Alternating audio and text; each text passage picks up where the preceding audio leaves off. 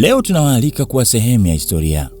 Historia ya kujenga sio tu jengo, bali kujenga urithi wa kudumu wa ulinzi wa watetezi wa haki za binadamu nchini Tanzania. Kwa zaidi ya miaka 15, THRDC imekuwa mstari wa mbele kulinda, kuunganisha na kuwezesha watetezi wa haki za binadamu. Katika kipindi hiki, tumepitia mafanikio makubwa, lakini pia tumekumbana na changamoto nyingi zilizotufundisha umuhimu wa kuwa na msingi imara wa taasisi.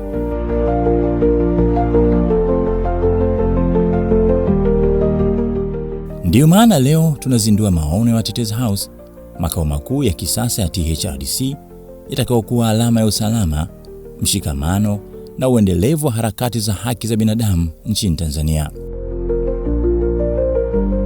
Watetezi House sio ofisi ya kawaida.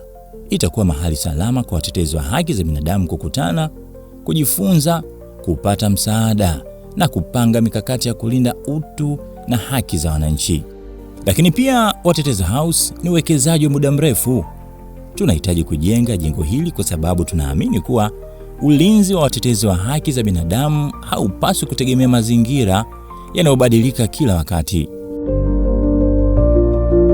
Tunahitaji makao yatakayodumu, yatakayowapa matumaini watetezi wa leo na kesho, na yatakayokuwa kitovu cha haki, demokrasia na utawala bora nchini Tanzania.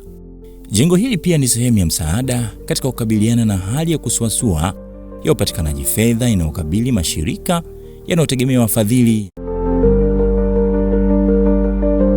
Ndiyo maana leo tunaomba muwe sehemu ya safari hii. Hakuna mchango mdogo. Kila mchango, iwe ni wa mtu binafsi, taasisi, kampuni au rafiki wa THRDC, unasogeza mbele ndoto ya kujenga Watetezi House. Kwa kushirikiana tunaweza kufanikisha mradi huu wa kihistoria na kuacha urithi ambao utaendelea kulinda na kuimarisha kazi ya watetezi wa haki za binadamu kwa miongo mingi ijayo.